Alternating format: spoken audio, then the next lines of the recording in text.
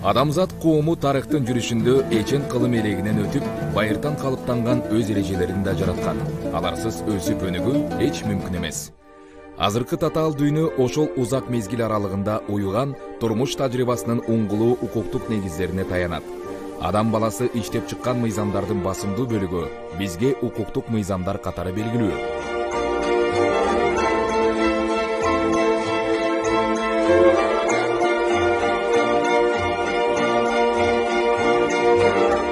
Кыргыз элинде да эзелтен эле дал ушундай эреже өкүм сүргөн. Ата бабалардан калган адат укугу аттуу сот тутуму бийлер, казылар, мансаптуу манаттар тарабынан Кыргызстан падышачыл Россия курамына кирген 19-кылымга дейре жүргүзгөн. Алардын иш аракети айрыкча жобо менен жөнгө салынып, келип чыккан чыр чатактарды алар адат жана шарият укук жоболору боюнча тергеп териштиришкен. 1917 жылкы ыңкылаптан соң мамлекет түзүлүшү менен жашоосунун саясий жана экономикалык негиздери түп тамырынан өзгөргөн. Советтик эл сотунун тутуму барган сайын бекемделе баштаганына байланыштуу бий казылар институту акырындык менен жоюлган. Кыргыз соту өз ишмердигин баштаган расмий дата катары 1924 жыл эсептелет. Анткени дал ушул жылы Кыргыз элинин биринчи улуттук автономиясы Кара-Кыргыз автономиялык облусу жаралып, алгачкы облустук уюм мекемелери менен бирге алгачкы облустук сот жана эл сотторунун 23 участкасы түзүлгөн. 20-30 жылдары жергиликтүү жашоочулар арасынан сот системасы үчүн адистерди даярдоо боюнча зор иштер аткарылган. Саясий түзүлүштүн өзгөрүшү 1929 жылы Кыргыз АССРнин биринчи конституциясынын кабыл алынышы мамлекеттик курумдун негиздерин, органдарды, анын ичинде сот тутумун уюштуруу принциптерин чыңдаган. 1936 жылдын 5 декабрында СССРдин конституциясы кабыл алынган. Жаңы конституциянын негизинде Кыргыз автономдуу республикасы Кыргыз Советтик социалисттик республикасы болуп түзүлгөн. Ушул учурдан баштап Кыргыз АССРнин башкы соту республиканын жогорку соту деп аталып, ага ылайык анын түзүлүшү менен милдеттери өзгөрүлгөн. Соттор өкүм менен чечимдерди Кыргыз Советтик социалисттик республикасынын атынан чыгара башташкан. Улуттук сот тутумун өнүктүрүүдө Совет мезгили олуттуу роль ойноду. Ал учурда аны чыңдоо жана өркүндөтүү боюнча алдыга коюлган максаттар ишке ашып, көзгө көрүнөрлүк өзгөрүштөр бар эле. Сот тутуму укук адилеттүүлүгүн жүзөгө ашырууда, мыйзамдуулукту бекемдөөдө бардык жетишкендиктерди өздөштүрүүгө умтулду. А бирок ошентсе да сот тутумун өркүндөтүү советтик идеология аркылуу аныкталып келген.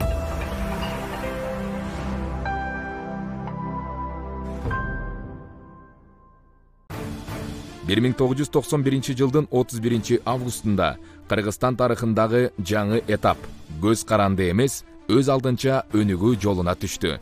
Сот тармагын бөлүү жана тактоо жүрүп, Кыргыз Республикасынын конституциялык, жогорку арбитраждык соттору жана жергиликтүү соттор түзүлгөн.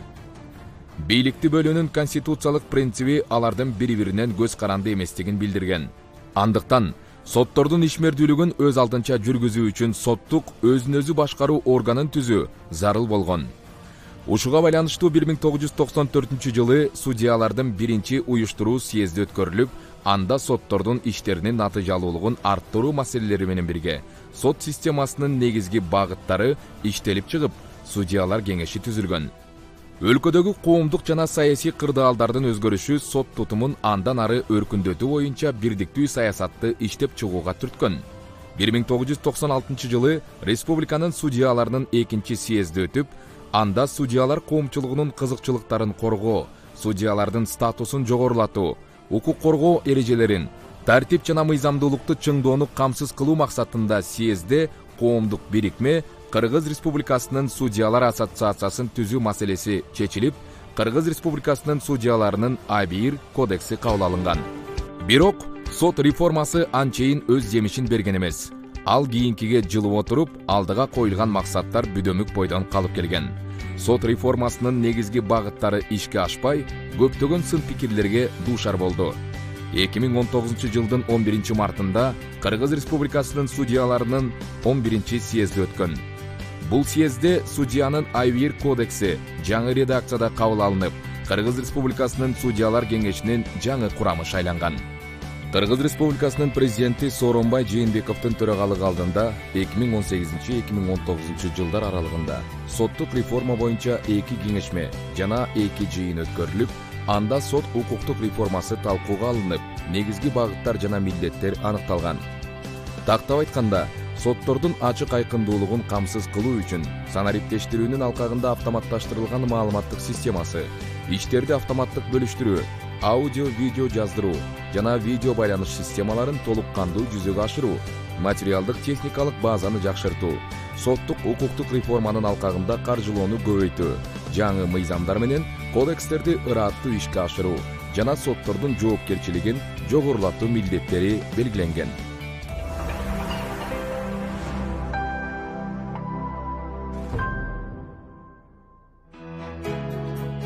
Мамлекет башчысы белгилеген багыттар боюнча сот тутуму алгылыктуу иштерди алдыга коюп, аны аткарууга чоң кадамдар ташталды. 2019 жылдын 1-январынан тартып, жаңы жазык процесстик, жазык аткаруу, жоруктар жана бузуулар жөнүндө кодекстер, амнистиянын негиздери жана аны колдонуунун тартиби жөнүндө, пробация жөнүндө мыйзамдар күчүнө кирди. Сот өндүрүшүнүн толугу менен санариптештирүү процесси башталды. Анткени санариптик технологияларды пайдалануу жарандардын конституциялык укуктарын мурдагыдан да натыйжалуу коргоо үчүн ыңгайлуу шартты түзүп, убаракерчиликти азайтаары талашсыз. Ушундан улам Кыргыз Республикасынын сотторун автоматташтырылган маалыматтык системага кошуу аракети 2017 жылы башталып, алгач 1-инстанциядагы 3 сотко 2018 жылы 36, ал эми 2019 жылдын 6 айында эле 25 сотко санариптик системалар киргизилген. Бүгүнкү күндө санариптештирүүнүн алкагында сот актылары тууралуу маалыматтарды чагылдырган акт чекит сот чекиткейжи сайты, иштерди каттоо жана автоматтык түрдө бөлүштүрүү модулу, видеоконференция менен байланышуу системалары иштеп жатат.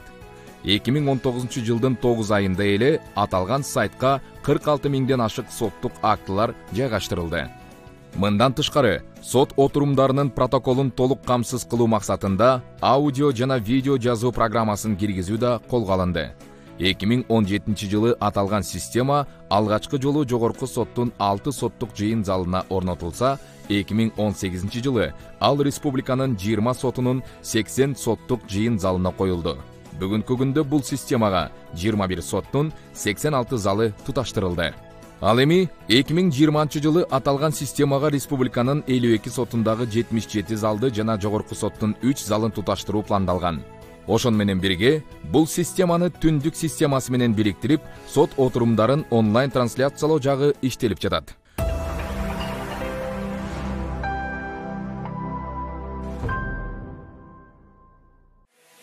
Сот реформасынын дагы бир негизги багыты кесипкөй кадрларды даярдоо. Реформалардын жүрүшүндө сот корпусу 70%га жаңырды. Соттун иши өтө татаал процесс.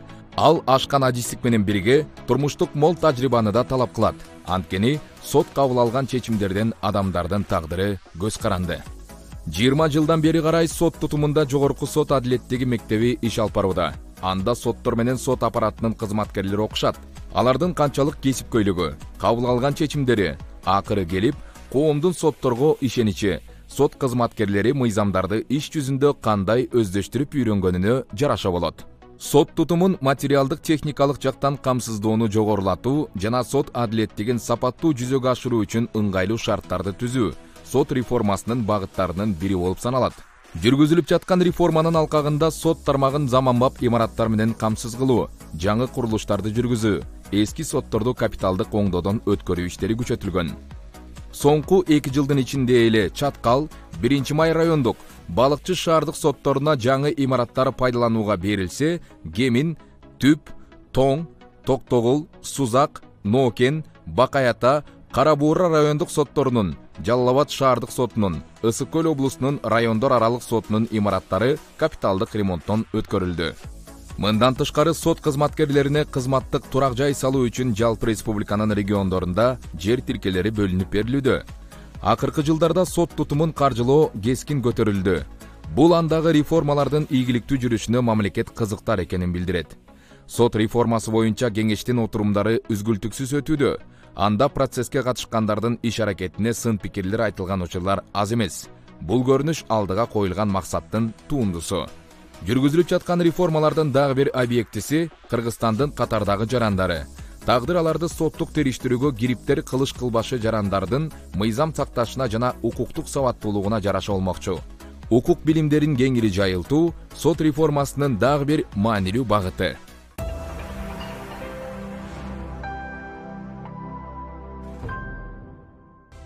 Өткөн жылдар аралыгында аткаруу жана мыйзам чыгаруу бийлик бутактары, коомдук, ошондой эле эл аралык уюмдар, чет өлкөлөр менен кызматташуу жолго коюлду.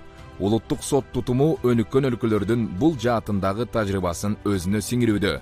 Алдыда дагы жасай турган иштер али көп. Сот тутумун өнүктүрүүнүн приоритеттүү багыттары өлкөнү жаңылоо боюнча жарыяланган улуттук программада чагылдырылган. Көз карандысыз жана өз алдынча сот системасын орнотпой туруп, демократиялуу өнүккөн мамлекет куруу мүмкүн эмес. Сот системасы таза иштегенде адилеттүүлүк жана акыйкаттык орноп, элдин жалпы бийликке болгон ишеними бекемделет. Ал эми таза сот тутумунун калыптануусу жана иштеши андагы ар бир кызматкердин абийиринен жана бир муштумда бириккен сот коомчулугунун аракетинен тикелей көз каранды.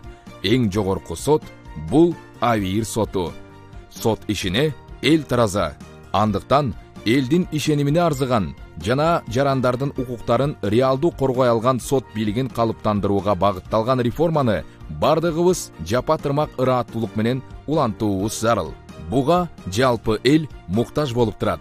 Коомдун аң сезимин калыптандырууда жүргүзүлүп жаткан аракеттердин таасири маанилүү. Тарыхтын салтанаты да дал ушунда.